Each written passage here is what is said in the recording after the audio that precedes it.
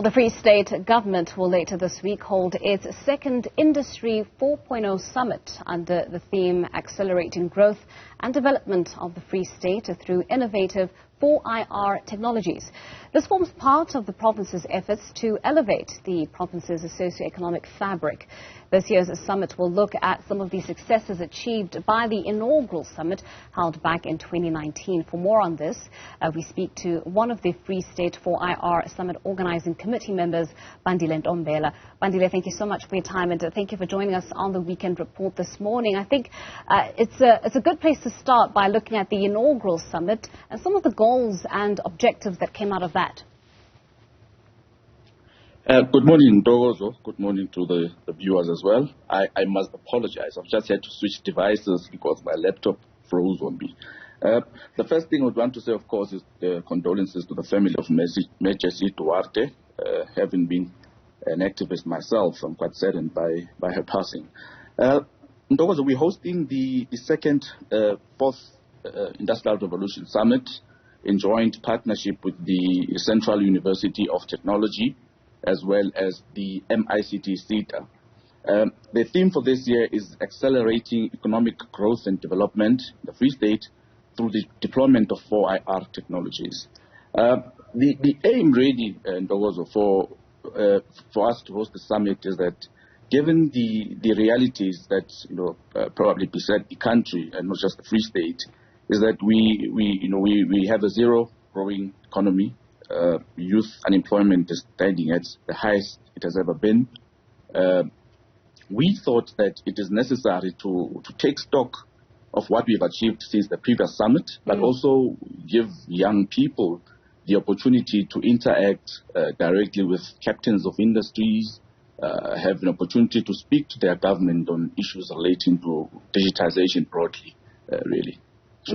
Well, talk to us about some of those successes from the previous summit that was held in 2019 up until now. Of course, bearing in mind the fact that I'd imagine the advent of the COVID-19 pandemic did, bring up a few challenges in terms of, just working through a lot of those plans and strategies that were probably put in place at the conclusion of that first summit. But take us through what came out of it and whether or not any of those so far have been able to yield any tangible results. Right. Thank you. I think the most important thing really that we had to acknowledge is that a lot of young people are tired of summits, conferences, and all these fora really that end up being talk shows. So we've been quite particular in making sure that we follow up on our commitments and we deliver tangible value. What we've been able to do since 2019 was our focus on a few of those. The first is that we were able to establish what we call the Artificial Intelligence University in joint partnership with the Central University of Technology, DGIMA, as well as Microsoft. And what was particularly special about that project is that it was aimed at demystifying this whole concept around 4IR, in that some of the cleaners that are working in government buildings, some of the groundsmen in hospitals were able to do training and courses on the fundamentals of 4IR. The second achievement, which is probably one that will stay in the hearts of minds of the Free State people for quite some time, is that we launched in Botshabelo Township, we launched the Botshabelo Digital Hub, which is an accelerator for 4IR-based businesses. Again, something that's special is that facility is standing in an economic zone in the middle of the third largest township in the country. It's accessible, and then it really breaks down barriers. The third achievement that we were able to do, which even propelled the Free State, in terms of how we responded to the COVID-19 outbreak, and subsequently how we rolled out the vaccine program, is that we were able to use very sophisticated cloud computing technology to do things like COVID-19 contact tracing, do hotspot mapping, really following the cases and containing spread. And then as of recent, as you know, we are the best performing in the country insofar as from a coverage perspective as far as the vaccination program is concerned. And that's because of the work that went into the 4IR and what was delivered out of that. I want to get a sense from you what the response and reaction has been to the work that's come out of the summit. I mean, what has the level of engagement been? I mean, how are people interacting with some of the projects that you've been able to put out there in public spaces? All right, thank you. In Botshabelo, and I really urge everyone who has the time and appetite to visit us for our summit next week, is that in this Botshabelo hub that I speak of, you will meet a group of young people that have done, very exceptional work from game development all the way from concept to product. So it literally is ready for commercialization and scale. Young people from Botshabelo doing, robotics. There's a team of young people that we work with as well.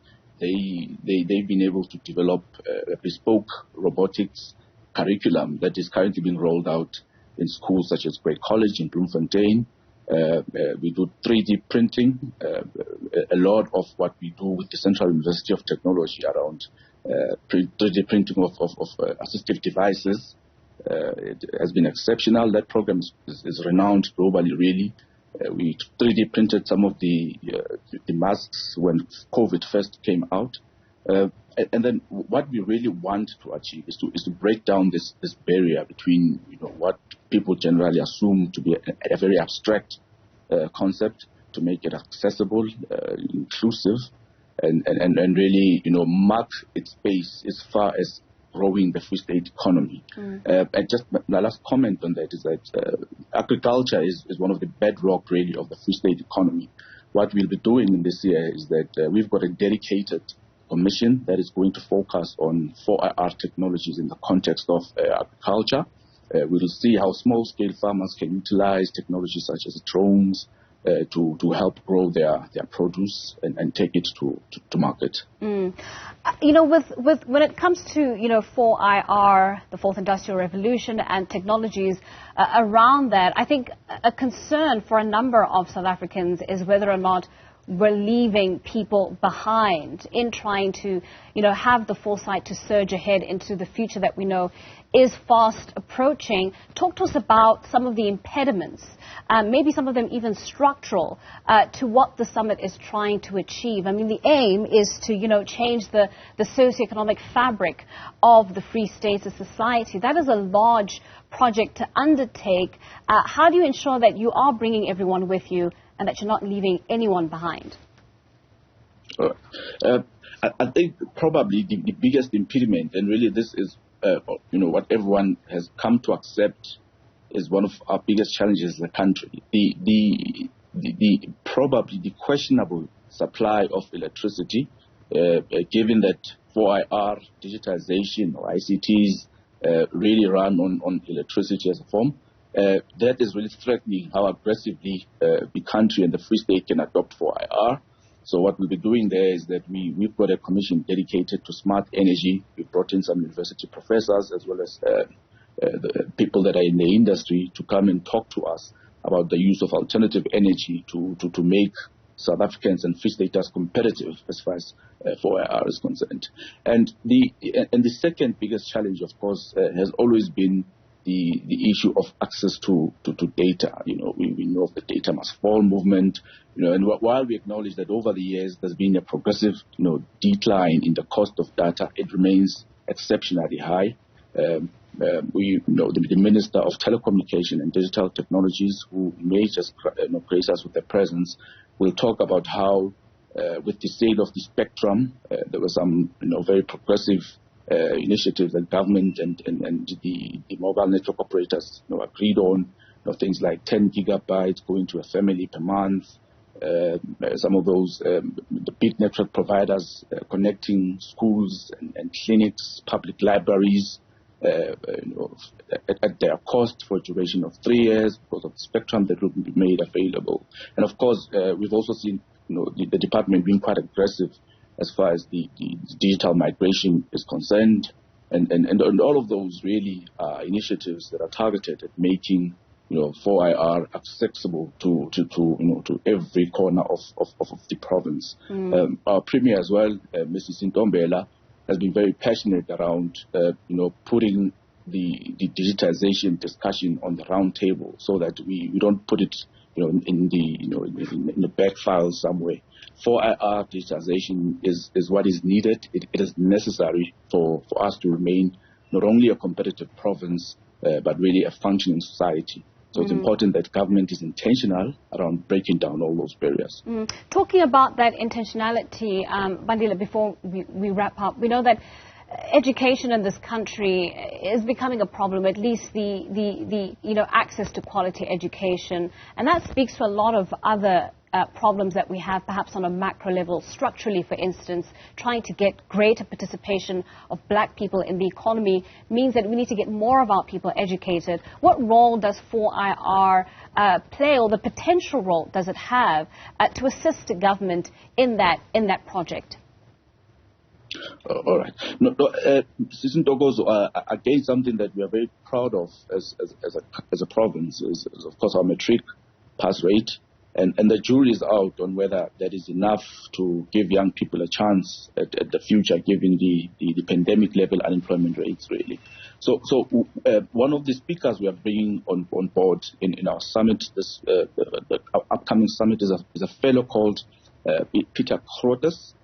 Peter Grotes led an initiative to develop what we call the Free State Digital Economy Master Plan. And really at the center of that master plan is exactly what you're speaking about, skills and capabilities. So over and above the STEM program, which is aimed at science and mathematics in basic education, I spoke about how aggressively we've gone in terms of modernizing and reorientating the existing skill set in government, for example. So all of those really are meant at creating a society that is capable and that then can take advantage of what 4IR has to offer. And then lastly, of course, is around the issue of e-learning and remote learning, where it's ubiquitous. People need to access their school material from anywhere. So that relates to 4IR at the cost of data that I've spoken about. Right. Bandile, thank you so much for joining us on the Weekend Report. We are going to have to leave it there. That was Free State 4IR Summit Organising Committee member Bandile Ntombela.